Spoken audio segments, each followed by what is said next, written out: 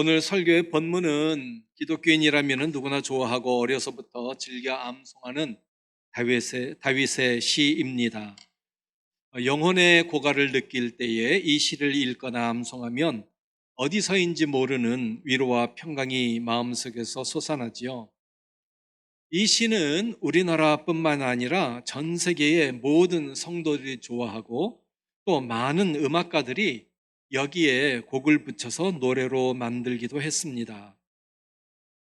저는 오늘 본문을 통해서 다윗이 지극한 하나님의 사랑을 받은 비결이 무엇인지 거기에 대해 말씀을 드리면서 우리도 다윗이 받은 지극한 하나님의 사랑을 받기 위해서는 지금 이 시점에서 우리가 해야 할 일이 무엇인지 점검해 보기를 원합니다. 성경은 하나님이 계신가 안 계신가 이런 질문을 하지도 않고 이런 질문이 있다고 해도 거기에 구차스럽게 답변하지도 않습니다. 그 이유는 하나님은 당연히 계시는 분이니까 그런 거예요. 그래서 창세기 1장 1절에서 아주 일방적으로 선언을 하죠. 하나님이 계시느냐 안 계시느냐 이런 얘기 하지 않습니다. 태초에 하나님이 천지를 창조하셨다. 끝. 다윗도 처음부터 이와 같은 선언을 하고 있습니다. 하나님은 나의 목자시다. 끝. 다윗은 이 수많은 시련과 전쟁을 통해서 단련된 용감한 용사지요. 또 주변의 많은 나라들을 제압한 이스라엘의 왕입니다. 또 한 나라의 모든 권력을 가진 권세자였기도 했고요. 그런데 그런 다윗이 자기와 하나님과의 관계를 말하는 비유에서 초원을 지배하는 사자 혹은 하늘을 지배하는 독수리 등으로 자신을 비유하지 않고 나약한 한 마리의 양으로 비유했어요. 왜 그랬을까요? 그건 엄마가 없으면 갓난아이가 살 수 없듯이 목자가 없으면 양도 살 수 없다는 걸 목동이었던 다윗이 뼈저리게 체험했기 때문에 그렇습니다. 목자가 없으면 양이 맹수에게 먹히는 건 시간 문제입니다. 다윗은 수많은 세상 풍파를 거치면서 비록 자기가 모든 권력을 한 손에 쥔 왕이지만 목자인 하나님이 없으면 아무것도 할 수 없고 심지어 살 수조차 없는 한 마리의 양에 불과한 존재임을 철저히 깨달았습니다. 그래서 하나님은 목자이시며 나는 양이다. 이런 고백을 할 수밖에 없었던 거죠. 하지만 그럼에도 불구하고 하나님 때문에 자기의 삶에서 부족한 게 없었다. 이렇게 고백을 합니다. 물론 다윗이라고 해서 늘 모든 게 잘 되고 형통했겠어요? 그렇지는 않겠죠. 다윗에게도 자기의 힘으로는 해결할 수 없는 일이 있었고 이 세상에 의지할 것이라고는 하나도 없었던 때도 있었습니다. 그런데 그때마다 사랑이 많으신 하나님께서 자기에게 필요한 모든 것을 아시고 채워주셨으니 자기에게는 부족함이 없다 이렇게 말을 한 거죠. 사무엘상 21장 1절에서 6절을 보면 다윗이 사울의 위협을 피해서 잠깐 놉이라는 성으로 피신한 적이 있었습니다. 그곳으로 피신할 때에 빵 한 조각 챙길 여유도 없었어요. 그냥 정신없이 도망간 거였습니다. 놉 성에 도착한 다윗은 너무 힘들고 지쳐서 아히멜렉 제사장에게 먹을 것이 있으면 좀 달라고 해요. 하지만 거기에는 제사장이 먹을 수 있는 그 거룩한 빵 외에는 일반 사람이 먹을 수 있는 빵이 없었습니다. 다윗은 제사장이 아니니까 당연히 이 거룩한 빵을 먹을 수 없었습니다. 하지만 하나님께서 다윗에게 은혜를 베푸셔서 제사장 외에는 먹을 수 없는 그 빵을 먹게 하셨어요. 이게 하나님의 은혜지요. 만일 하나님께서 은혜를 베푸시지 않았다면 아마 다윗은 굶어 죽었을 겁니다. 이처럼 다윗은 하나님께서 언제나 부족한 것을 채워주신 그 자신의 과거를 비추어 보아서 앞으로도 나에게 부족한 일이 생길 때에 하나님은 그 부족을 충분히 채워주실 줄 믿는 마음이 있었기에 내게 부족함이 없다 이렇게 고백할 수 있었던 겁니다. 그래서 다윗은 시편 23편뿐만이 아니라 34편 9절에서 10절 여기에도 이렇게 하나님을 찬양하고 있습니다. 너희 성도들아 여호와를 경외하라. 그를 경외하는 자에게는 부족함이 없도다.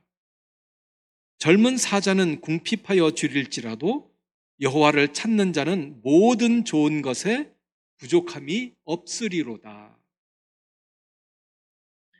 과거에 다윗에게 사랑을 베풀어 주셨던 하나님, 그럼 현재는 다윗에게 어떻게 하실까요? 그 2절에 보니까 자기를 푸른 풀밭에 누이시고 쉴 만한 물가로 인도하신다고 했습니다. 목자가 양을 푸른 풀밭과 쉴 만한 물가로 이끌어주면 양은 자기 마음대로 풀을 뜯고 물을 마시면 됩니다. 목자가 할 일은 그것이면 충분하지요. 그런데 선한 목자는 양을 아무렇게나 방치하지 않습니다. 양이 배불리 먹게 하고 그곳에 편히 누워 쉬도록 합니다. 양이 누워서 쉰다는 건 편안하고 만족했을 때 하는 행동입니다. 불안한 양은 누워서 쉴 수가 없어요. 다윗은 하나님께서 자기를 그렇게 인도하셨다고, 누워서 쉴 수 있도록 하셨다고 고백을 합니다. 그런데 그것만이 아니죠. 3절에 보면 다윗은 하나님께서 내 영혼을 소생시키시고 자기 이름을 위하여 의의 길로 인도하신다고 했습니다. 이건 목자이신 하나님께서 그 육신적인 삶뿐만이 아니라 영적인 삶까지도 배려하시는 분이라는 고백이지요. 하나님은 우리가 건강하게 살도록 보살피시는 것은 물론이고 우리의 영적인 성장에도 무한한 관심과 사랑을 보여주시는 분입니다. 하나님께서 왜 이런 일을 하실까요? 그 이유는 단 한 가지입니다. 자신의 이름 때문에 그렇습니다. 하나님은 우리를 무관심으로 방치하거나 내버려 두지 않으십니다. 언제 어디서든 그의 손으로 우리를 꼭 붙잡고 계십니다. 왜 그럴까요? 우리가 하나님의 자녀이기 때문에, 그의 양이기 때문에 그래요. 이렇게 목자의 도움과 사랑을 입은 양이라도 삶의 과정에서 혹이라도 만날 수 있는 위험은 얼마든지 있습니다. 사자나 곰이 양의 생명을 노리기도 하겠고 또 길을 잃고 방황할 수도 있겠지요.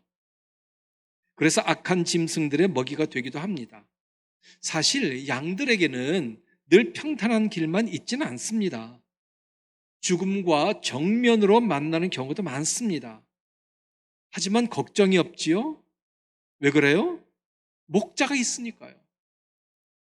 목자가 있는 한 어떤 위급한 경우에도 양은 보호를 받습니다. 그래서 다윗은 이렇게 노래하죠. 주께서 내 원수의 목전에서 내게 상을 차려주시고 기름을 내 머리에 부으셨으니 내 잔이 넘칩니다. 우리의 옛 말에 원수는 외나무 다리에서 만난다 이런 말이 있지요. 원수를 만나고 싶어하는 사람은 아무도 없습니다. 그런데 하필이면 꼭 만나지 않았으면 하는 그때 오도 가도 못하는 그 상황에서 원수와 만나는 경우가 있습니다. 원수와 대면하여 있을 때 사람이라면 누구든지 불안하지요. 그때는 한치의 여유도 가질 수가 없습니다. 그런데 하나님께서 나의 목자가 되시니 원수가 내 눈앞에 있어도 나는 불안하지가 않아요. 심지어 그 원수 앞에서 나는 즐겁고 여유롭게 식사도 할 수 있어요. 다윗은 목자이신 하나님께서 과거뿐만이 아니라 지금도 지켜주시니 앞으로도 변함없이 자기를 지켜주실 줄 확신하고 있습니다. 6절이죠. 내 평생의 선하심과 인자하심이 반드시 나를 따르리니 내가 여호와의 집에 영원히 살리로다. 다윗은 자기의 출생부터 영원에 이르기까지 지극한 하나님의 사랑이 늘 함께 할 줄을 확신하면서 이 아름다운 시를 끝맺습니다. 사랑하는 여러분, 시편 23편은 다윗의 짧은 시지만 하나님께서 얼마나 우리를 사랑하시고 위로하시는지를 잘 보여주실 뿐만이 아니라 세상에 무슨 일이 있어도 조금 더 위축되지 말고 두려워하지 말라는 하나님의 위로와 용기도 보여줍니다. 하나님의 자녀라는 이름을 가진 우리에게 늘 만족과 위로를 주시며 우리를 푸른 풀밭과 쉴 만한 물가로 인도하시는 하나님의 지극하신 사랑과 은혜, 말로 다 할 수 없지요. 그럼 다윗이 하나님으로부터 이런 지극한 사랑을 받은 비결이 뭘까요? 아주 간단합니다. 그건 목자이신 하나님의 음성에 귀를 기울이고 그 음성을 전적으로 따랐기 때문에 그런 겁니다. 실제로 다윗의 삶을 보면 다윗은 무슨 일을 만나든 언제나 하나님께 어떻게 하면 좋을지 물었고 하나님의 말씀을 들으면 지체 없이 그 말씀에 순종했습니다. 그러니까 다윗이 이런 복을 받을 수 있었던 거예요. 다윗만 그렇습니까? 지금 우리에게도 마찬가지지요. 우리도 하나님께 묻고 하나님의 말씀에 두말 없이 순종하면 됩니다. 그러면 우리도 이런 복을 받을 수 있어요. 우리의 삶을 볼까요? 우리는 하나님의 지극하신 보호하심 가운데 지금까지 잘 살아왔습니다. 돌이켜보면 어느 것 하나 내 힘으로 된 것 없습니다. 어려울 때마다 하나님께서 피할 길을 내주셔서 지금 이 자리까지 오게 된 겁니다. 비단 우리뿐이겠습니까? 우리 교회도 마찬가지지요. 지난 63년 동안 얼마나 어려운 일이 많이 있었겠습니까? 그럼에도 불구하고 하나님은 지금 이 자리까지 우리 교회를 이끌어 주셨으니 정말 감사한 일입니다. 그런데 저는 오늘 설교를 준비하면서 현재 우리 교회가 풀어야 할 문제를 놓고 어떻게 해야 할지 기도하는 가운데 우리가 중간 점검을 해야겠다는 생각이 들었습니다. 학생들이 자기가 잘 공부하고 있는지 알기 위해서 중간고사가 필요하고 우리가 건강하게 잘 살고 있는지 알기 위해서 정기 검진이 필요하듯 지금 우리는 다음 두 가지 점에서 우리 교회의 상황을 다시 한번 돌아보고 점검해 볼 필요가 있습니다. 첫째는 긴장감입니다. 그동안 우리는 무엇이든 기도보다 앞서서는 안 된다는 사실을 잘 알고 있고 또 매 예배 때마다 그리고 금요 기도회 때마다 교회의 현안을 놓고 기도해 왔습니다. 그런데 다윗이 그러했던 것처럼 지금도 우리가 하나님의 뜻을 묻고 하나님께서 기뻐하시는 것이 무엇이며 그 일을 하기 위해 간절히 기도하면서 그 말씀에 철저히 순종했는지 점검해 봐야 하겠습니다. 요즘 우리의 기도를 보면 긴장감이 떨어지고 있음을 피부로 느낍니다. 양이 지속적으로 목자의 음성에 귀를 기울이며 따라가듯 우리도 하나님께서 우리에게 뭐라고 말씀하시는지 지속적으로 하나님의 음성에 귀를 기울이고 따라가야 하는데 현실은 그렇지 못합니다. 언제부터인지 모르게 하나님의 뜻이 무엇이며 우리에게 원하시는 게 무엇인지 말씀하시는 하나님의 음성에 귀를 기울이는 절박한 마음이 식었습니다. 그 대신 우리가 원하는 것을 나열하는 기도가 늘어가고 있습니다. 이제 우리는 다시금 기도의 긴장감을 되찾아야 하겠습니다. 우리의 소원을 아뢰기보다 하나님께서 우리에게 뭐라고 말씀하시는지, 하나님이 원하시는 것은 무엇인지 다시 한번 귀를 기울여야 하겠습니다. 그리고 기도의 긴장이 풀리면서 영적으로 둔감하여 하나님의 사인을 미처 감지하지 못한 것은 아닌지, 아니면 감지했음에도 불구하고 우리의 생각과 욕심 때문에 그냥 무시해 버린 것은 아닌지 정직하게 돌아봐야 하겠습니다. 우리가 전심으로 하나님께 기도하면 하나님께서 우리 마음에 하나님의 분명한 뜻을 보여주시리라 믿습니다. 이 시간 우리는 흐트러진 우리의 마음을 다시 한번 다잡아 오직 하나님의 뜻이 무엇이며 우리에게 뭐라고 말씀하시는지 분명히 깨닫도록 기도에 전념해야 하겠습니다. 둘째는 방향입니다. 사람들이 흔히 그런 말을 하지요. 속도보다 방향이 중요하다. 맞아요. 세상에서 제일 빨리 달리는 사람도 방향을 모르고 달리면 아무런 소용이 없습니다. 식당을 보세요. 시간이 좀 걸리겠지만 정성껏 만든 최고의 음식으로 손님 대접을 하려고 야심차게 개업을 했는데 주위의 다른 경쟁 식당에 사람들이 몰리는 걸 보면 식당 주인은 어떨까요? 조급해지겠죠? 그때부터 어떻게 해서든 자기 식당에 손님을 끌어오려고 서두르게 됩니다. 그러면 초심은 사라지고 결국 원하는 수준에도 미치지 못하는 평범한 식당으로 전락하게 됩니다. 이게 속도에 초점을 두면 결국 초심을 잃어 방향을 놓치게 되는 현상입니다. 우리는 어떤가요? 지금 우리 교회는 하나님께서 원하시는 방향으로 하나님께서 이끄시는 목표점을 보고 제대로 가고 있습니까?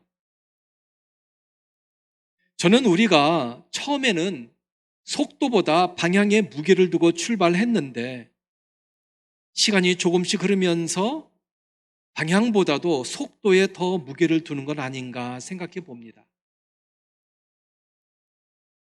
내가 분명한 목표점을 보면서 가면 남들이 뭐라고 하든지 거기에 신경 쓰지 않고 제대로 가게 됩니다.